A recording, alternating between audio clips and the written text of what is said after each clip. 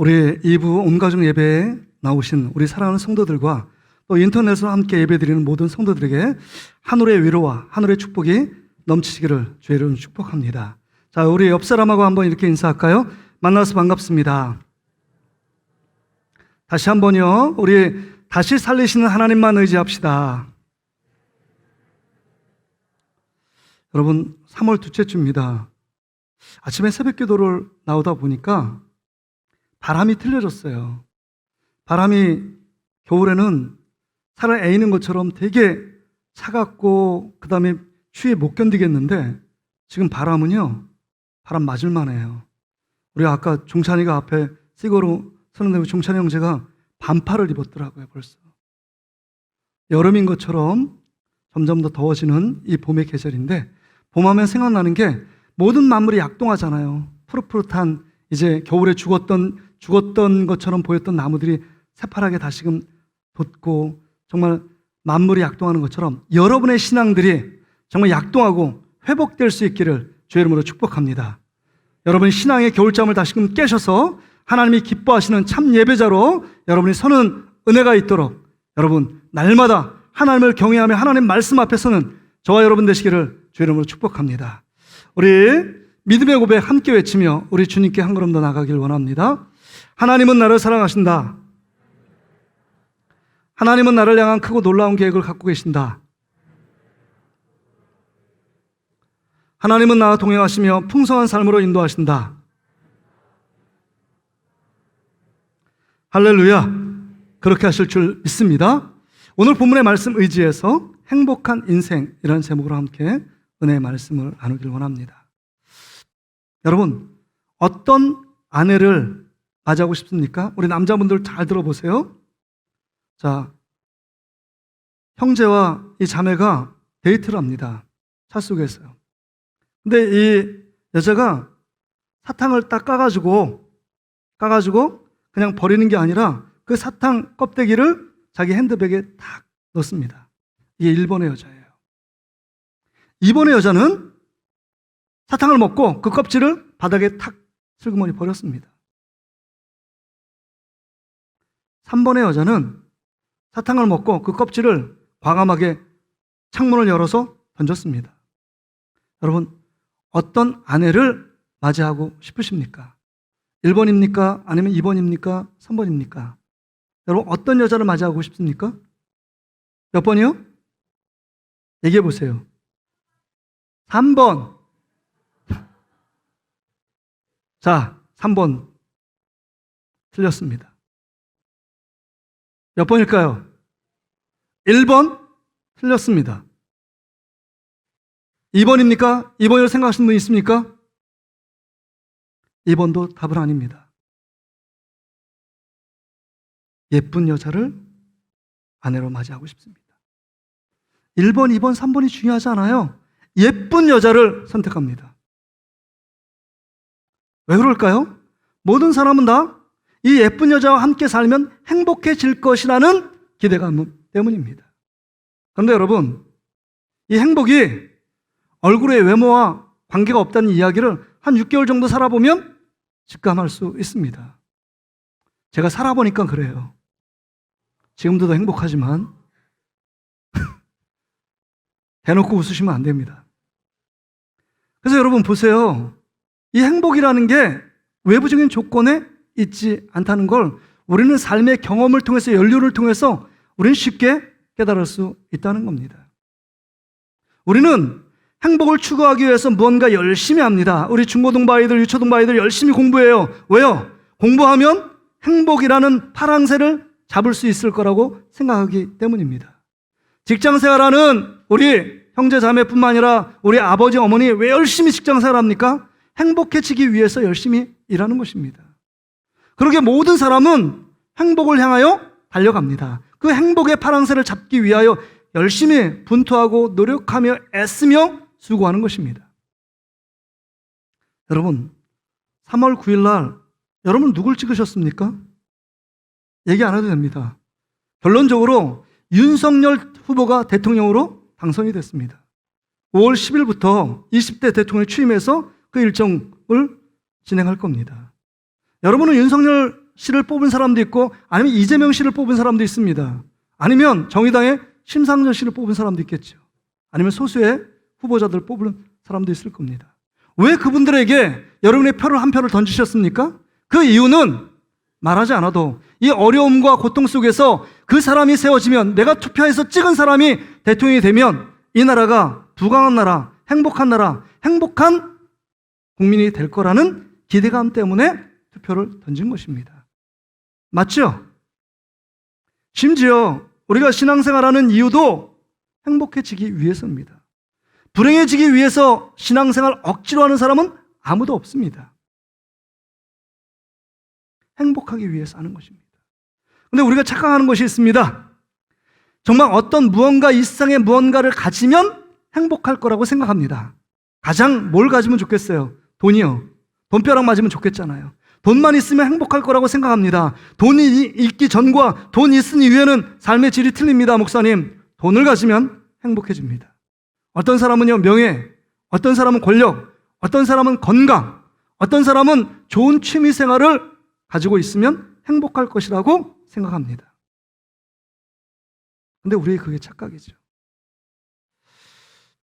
여러분, 케이블 TV에서 사이언스 채널이 있습니다. 그 사이언스 채널에서 방영됐던 그 프로그램 안에 행복에 대한 연구를 방영한 적이 있습니다.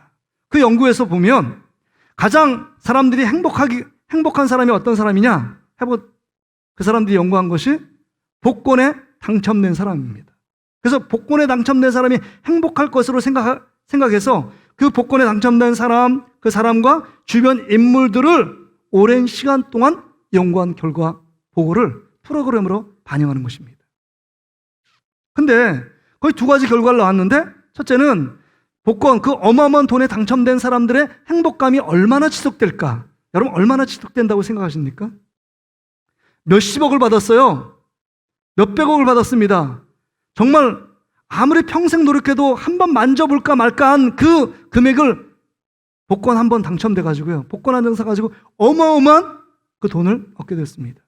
근데 여러분, 거기 연구 보고를 보니까 3개월 있다가는, 3개월이 지난 이후에 복권을 당첨되기 전에 감정과 똑같이 돌아갔다는 거예요.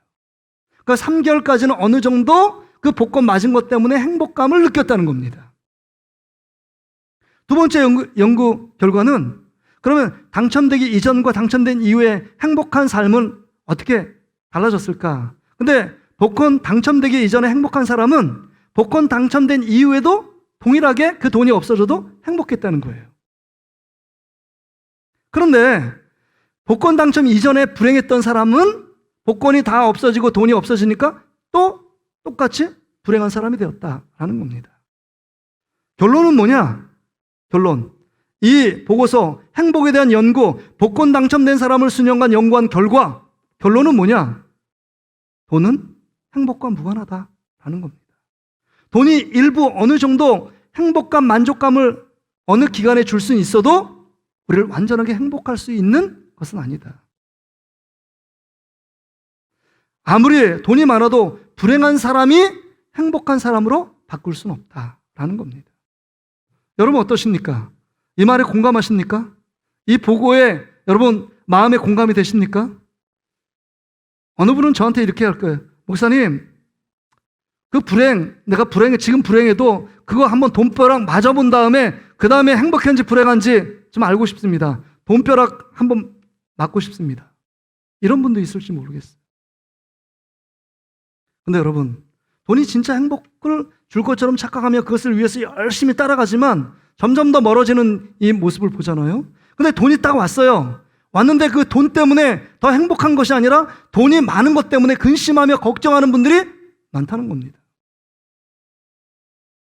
우리 가운데 자살을 극단적으로 선택하는 사람들이 가난한 사람만이 아니에요. 사업을 실패한 사람만이 아니에요. 그 중에 상당수가 돈이 어마어마하게 많음에도 불구하고 자살을 선택하는 사람이 있습니다. 진정한 행복은 돈에 의해서 결정이 나지 않는다는 겁니다. 그렇다면 오늘 본문을 통해서 우리 모든 지금 앉아서 하나님께 예배드리는 우리들도 행복을 경험하고 행복한 삶을 누리길 원하는데 오늘 본문의 말씀을 통해서 진정한 행복은 어디서 오며 어떻게 누릴 수 있는지, 그 행복이 지속되기 위해서 어떤 노력을 해야 되는지 오늘 본문은 우리에게 가르쳐주고 있습니다. 오늘 본문에 보면 이스라엘 백성들이 나옵니다. 삶이. 그 이스라엘 백성들도 행복한 삶을 누리길 원합니다. 그 역사적인 배경을 보면 이스라엘 백성이 바벨론의 포로 생활을 합니다. 70년간 포로 생활을 했어요. 하나님이 약속한 그날이 다 돼서 여러분, 스룹바벨에 의해서 1차 포로 귀환이 이스라엘 땅으로 귀환한 사람도 있었고, 2차로 에스라에 의해서 지도해서 귀환한 사람도 있었고, 3차 느헤미야에 의해서 이스라엘 땅으로 귀환한 사람도 있었습니다. 그들은 생각했습니다. 바벨론 포로 생활이 너무 험난하고 너무 힘들고 너무 괴로웠기 때문에 정말 이스라엘 땅 고향 땅에만 가면 행복한 나날이 펼쳐질 거라는 생각을 가졌습니다. 하루하루 학수고대하며 포로 귀환만 생각하고 포로에서 자유롭게 되고 내가 이제 자유를 찾아서 이스라엘 땅만 들어가면 행복, 불행 끝, 행복 시작이라고 생각을 했습니다. 그런데 이스라엘 땅에 들어갔습니다. 근데 웬걸요? 전혀 행복하지가 않아요. 보니까 정말 성전과 성벽은 다 불타서 해파됐고 무너져 있습니다. 도시들은요, 집들은 다 무너져 내려 있습니다. 그 처참한 광경을 보며 전혀 행복하지 않았습니다. 그래서 그 이스라엘 백성들의 행복을 찾기 위해 열심히 이제 도시를 재건했습니다. 그 다음에 예루살렘 성전을 다시 회복하고 성벽을 준수하는 일에 열정적으로 삶을 투자했습니다. 그로 말미암아 52일 만에 예루살렘 성벽이 재건되는 놀라운 기적을 맛봤습니다. 그렇다면 이제 자기가 꿈꿨던 도시가 재건되고 그 다음에 성벽들이 수축되고 다시금 회복되었다면 그들이 행복했을까요? 그렇게 행복을 찾기 위해서 수고하고 노력했는데 외부적인 조건이 좋아졌습니다. 달라졌습니다. 이제 이스라엘 민족이 하나님께 예배할 수 있습니다. 다시금 이제 들어가 살 집이 생겼습니다. 외부적인 조건은 좋아졌는데 그들이 꿈꿨던 행복은 없었습니다. 왜 그랬을까요? 이상하지 않아요?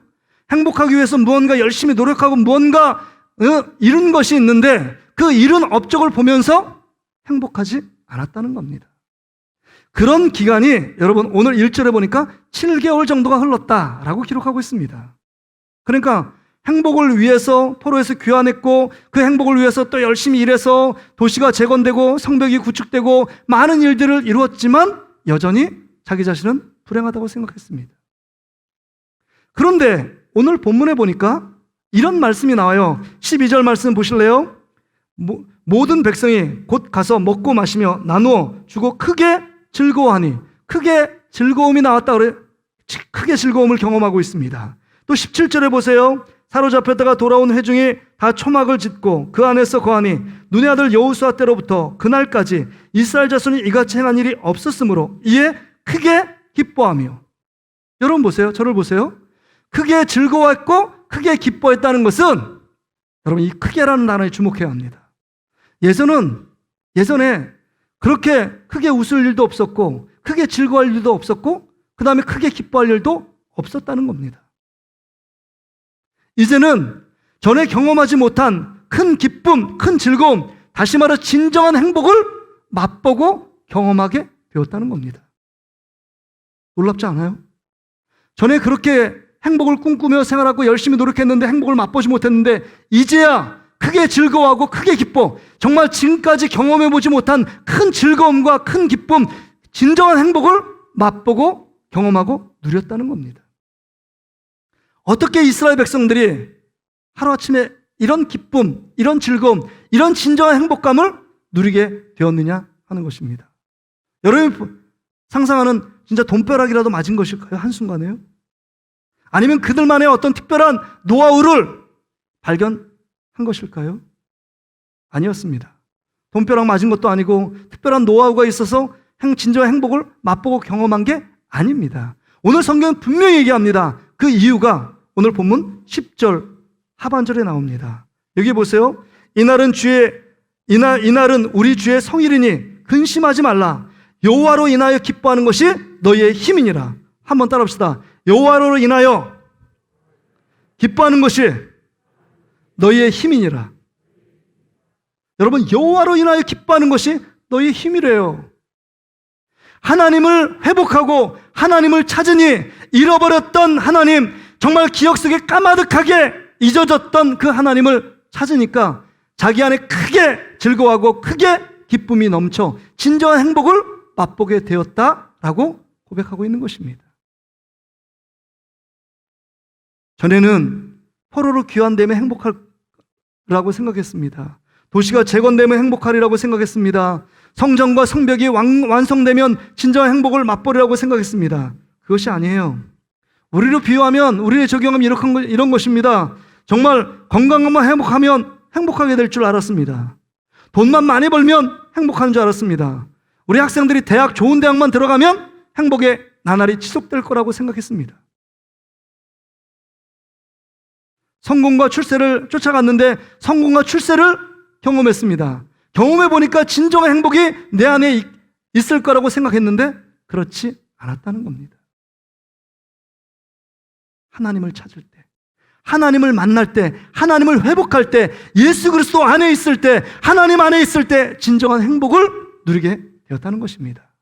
아무리 외부 조건이 충족되고 외부 환경이 변화됐을지라도 예수 그리스도를 믿는 하나님의 자녀, 하나님의 백성은 하나님을 잃어버리면, 하나님이 없으면 진정한 행복, 진정한 만족을 누릴 수 없다는 것입니다.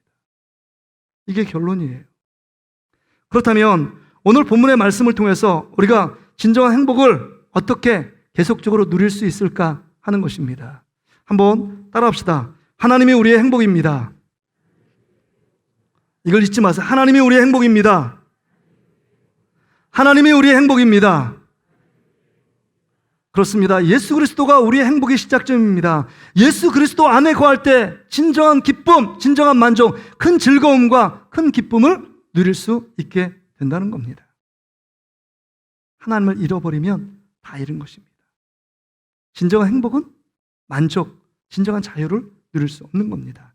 그래서 오늘 본문은 우리에게 얘기합니다. 진정한 행복은요, 첫째로 하나님 앞으로 나오는 자는 행복해진다는 겁니다. 오늘 본문의 1절의 말씀을 한번 보세요. 1절에 보니까 이스라엘 자손이 자기들의 성읍에 거주하였더니 일곱째 달에 이르러 모든 백성이 일제히 수문 앞 광장에 모여 학사 에스라에게 여호와께서 이스라엘에게 명령하신 모세의 율법책을 가져오기를 청하매, 이렇게 얘기해요. 2절도 보세요. 일곱째 달 초하루에 제사장 에스라가 율법책을 가지고 회중 앞 곧 남자가 여자나 알아들을 만한 모든 사람 앞에 이르고, 3절입니다. 수문 앞 광장에서 새벽부터 정오까지 남자나 여자나 알아들을 만한 모든 사람 앞에서 읽음에 뭇 백성이 그 율법책에 귀를 기울였으며, 이렇게 기록하고 있습니다. 그러니까 하나님 앞에 나왔다는 겁니다. 수문 앞 광장에서 그 하나님을 만나기 위해서요. 어떤 말씀을 통해서요? 율법책에 기록한 하나님 말씀을 들음으로 하나님을 만나기 위해서 하나님께 점점 더 가까이 나갔습니다. 어떤 사람이요? 남녀노소를 불문하고요, 어른부터 아이까지 모든 어떤 말을 알아들을 수 있는 모든 사람이 수문 앞 광장에서 모였습니다. 그리고 다 서서 새벽 6시부터 정오 12시까지니까 무려 6시간 동안 서서 말씀을 들었고, 7절부터 8절에 보니까 그 말씀을 해석해주고 그 말씀 안에 견고히 서 있는 이스라엘 백성들의 모습을 봅니다. 진정한 행복은요, 하나님의 말씀을 들을 때 임하는 것입니다. 할렐루야! 믿으십니까? 그러게 여러분, 우리가 진짜 불행합니까? 불행한 이유는 하나님 말씀이 여러분 삶 가운데 들려지지 않기 때문입니다. 하나님 말씀이 여러분 삶 가운데 새겨져 있지 않기 때문에 불행한 것입니다. 그러니까 늘 세상의 것들을 탐하고 세상의 것들을 쫓고 세상의 것들을 붙잡기 위해 그것만 붙잡으면 행복할 거라고 생각한 착각 속에 사단이 여러분의 마음을 쏙 빼앗습니다. 여러분 기억하십시오. 하나님의 자녀, 하나님의 백성은 그리스도인은 하나님의 말씀이 임할 때, 하나님께 가까이 나아갈 때 우리에게 진정한 행복이 여러분 경험되게 되어 있다는 겁니다. 그래서 예수님께서 마태복음 11장 28절에 이렇게 말씀합니다. 우리 화면을 한번 띄워주시겠어요? 같이 한번 읽어보겠습니다. 시작. 수고하고 무거운 짐진 자들아 다 내게로 오라. 내가 너희를 쉬게 하리라. 여러분, 수고하고 무거운 짐진 자들이 누구예요? 우리 아닙니까? 우리요. 죄악의 짐을 지고요, 여러 가지 아빠 또 엄마라는 여러분 책임감, 그 다음에 앞으로 여러 가지 행해야 될 어떤 직장 속의 과중한 업무, 스트레스 때문에요. 꽉 어깨가 눌려 삽니다. 예수님께서 불행한 우리들에게 얘기합니다. 나에게 오라는 겁니다. 나에게 가까이 나오라는 겁니다. 나를 만나 나의 말씀을 들으라는 겁니다. 그럴 때 내가 너희를 참 자유와 너희를 참된 평화 안식을 누리게 하겠다라고 말씀하는 겁니다. 진정한 행복은요, 예수 그리스도 안에 있습니다. 예수 그리스도 안에 있어요. 예수님의 말씀을 들을 때 진정한 행복이 회복되게 되어 있는 것입니다. 그래서 여러분, 성경에는요 계속적으로 선지자를 보내가지고 하나님께 돌아오도록 요청하고 있습니다. 여호와께 돌아오라. 여호와께 돌아오라. 네가 네 죄가 주홍같이 붉을지라도 여호와께 돌아와. 하나님 말씀을 들으면 네가 진정한 행복을 누릴 수 있다라고 말하는 겁니다. 그래서 여러분, 제가 좋아하는 복음성가 중에 여호와께 돌아가자 이런 찬양이 있어요. 가사가 이렇습니다. 내 백성이 나를 떠나 돌아섰지만 내 사랑이 내 백성을 포기 못하니 내 모든 것 내어주고 나 그들을 얻으리라. 여호와께 돌아가자. 우린 돌아서도 그는 변치 않네. 여호와께 돌아가자. 우린 넘어져도 그 사랑 영원하네. 늘 주님은 하나님께 돌이키길 원하고 하나님께 돌아오는 자에게 진정한 행복을 주기 원하시는 분이 우리 아버지 되신 하나님이십니다. 그래서 누가복음 15장에 탕자의 비유를 여러분 알잖아요. 그 탕자가 이제는 여호와 하나님 아버지께 돌아갈 때 그 넓은 가슴으로 품에 안으시고 진정한 자유, 둘째 아들로서의 그 자녀의 신분을 회복시켜 주시는 진정한 행복과 기쁨을 누리게끔 하셨던 것을 우리는 성경을 통해서 봅니다. 여러분, 진정한 행복은요 하나님께 돌아가야 합니다. 돌아갈 때, 주의 말씀을 들을 때 진정한 행복이 있어요. 우리가 금요성령 집회 때 우리 민수기서를 강의하고 있습니다. 민수기서 15장에 보니까 그들이 가데스 바네아에서 정탐꾼이 불평하며 악평했기 때문에 40년 동안 광야 생활에 훈련과 연단의 시간을 보냅니다.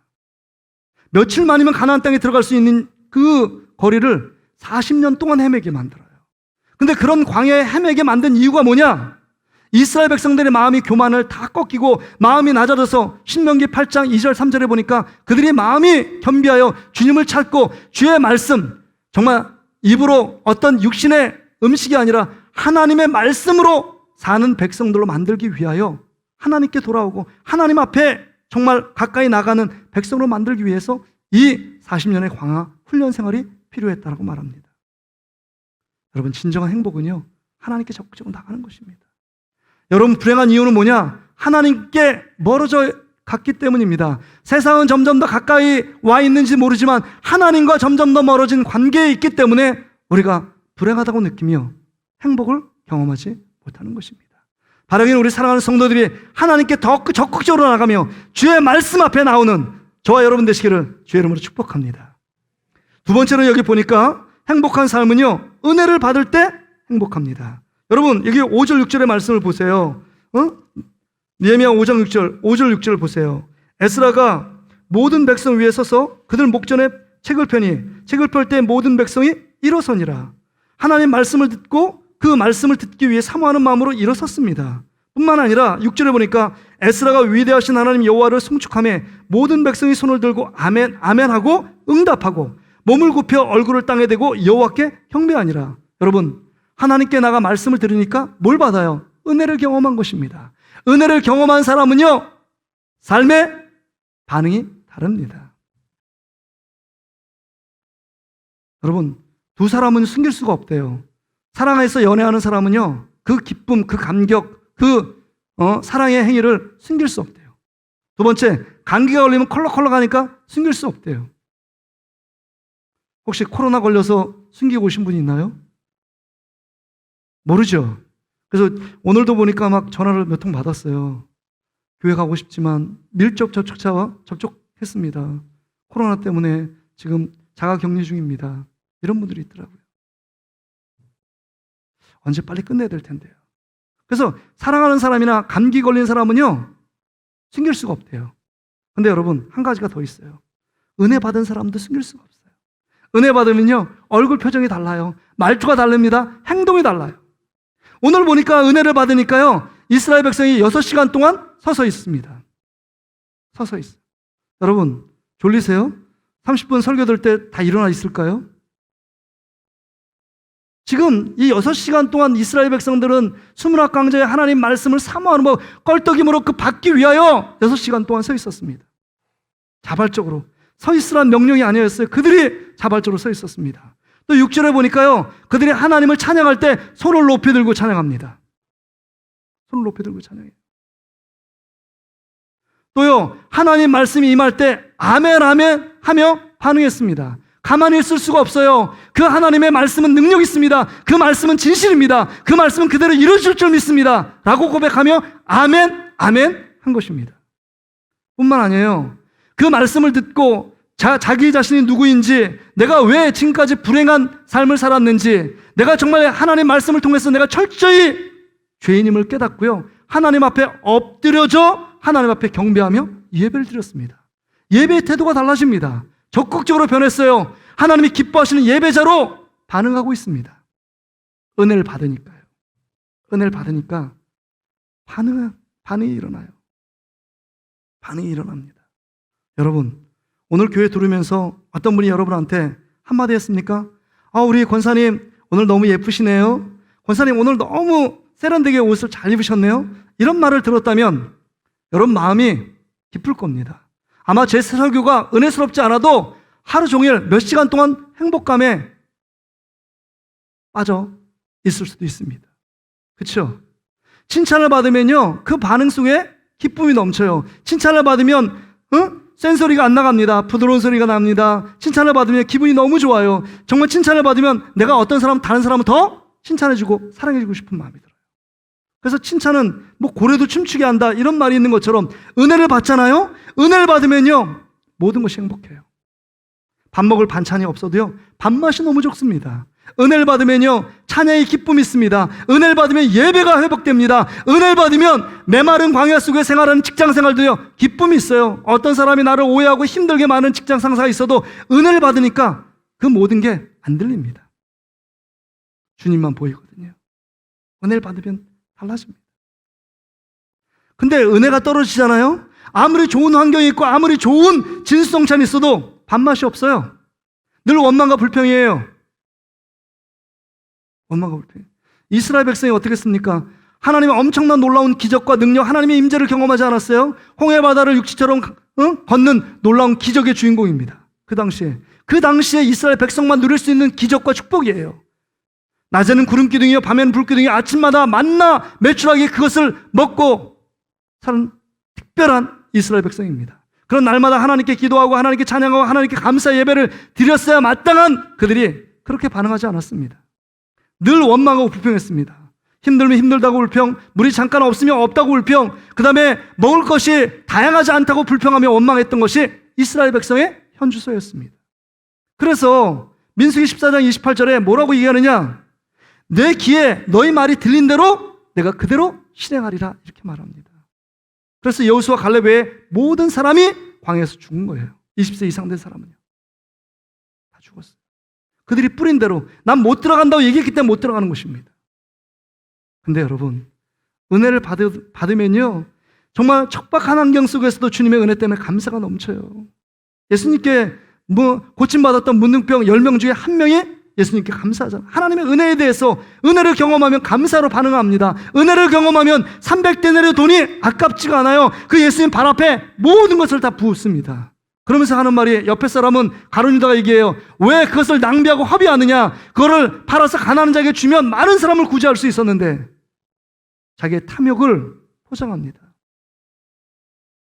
좋은 마음씨인 것처럼, 다른 사람 되게 사랑하는 것처럼, 구제하는 것처럼, 구제할 마음이 있는 것처럼 얘기합니다.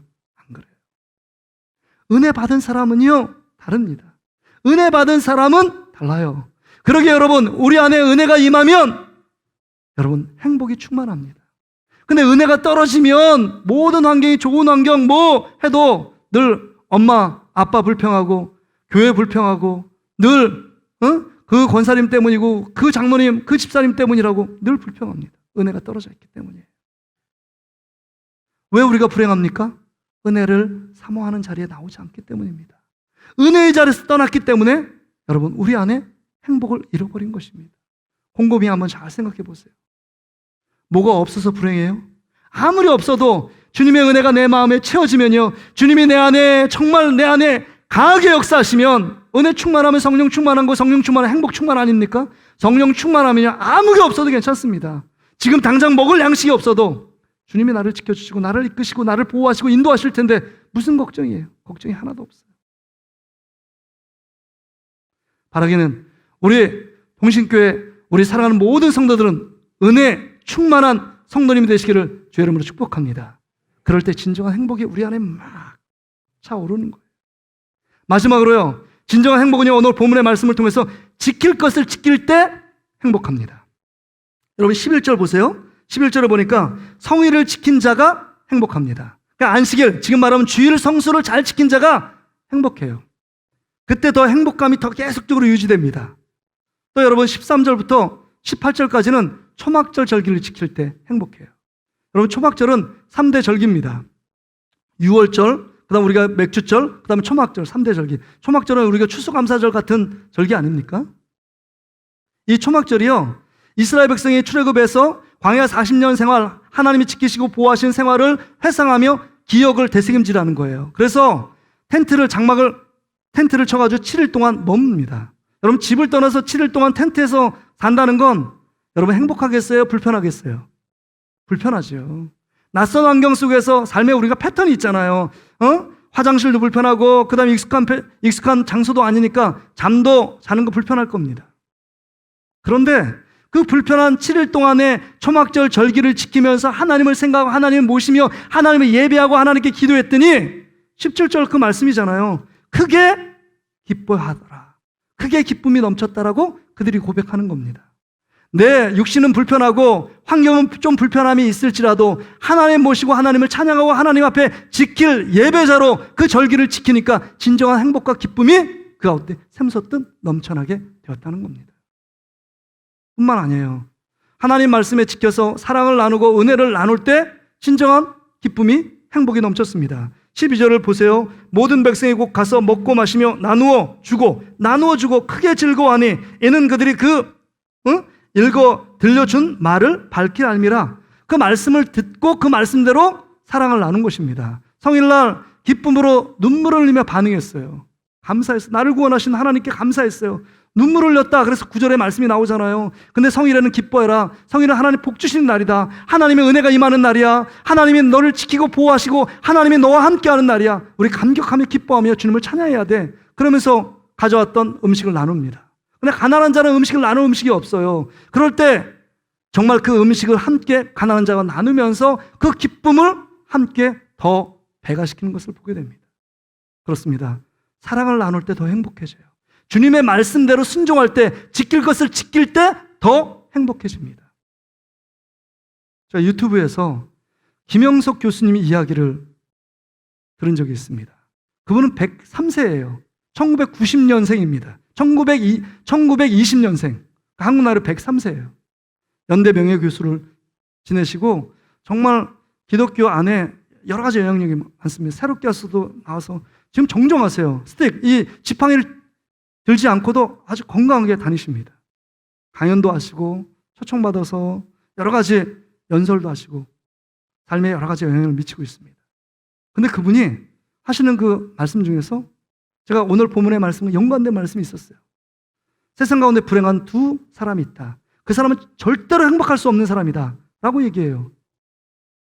행복한 사람을 얘기해도 지금 부족할 판에 그 김영숙 교수님이 하는 말이 두 사람은 절대로 행복할 수 없대요. 다 불행한 사람이 될 수밖에 없대요. 첫째는 정신적인 가치를 무시하는 사람이에요. 육체적인 것을 추구하며 육체적인 것을 내가 갖고 취할 때 행복하다고 생각하는 사람은 절대로 행복할 수 없다. 그 사람은 불행한 사람이다.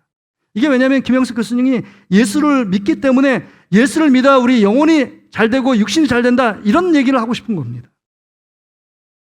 하나님을 모시고 하나님을 섬기지 않으면 진정한 행복은 없다라는 거예요. 두 번째는 그 중에 이기주의자는 행복할 수 없다. 절대로 행복할 수 없다.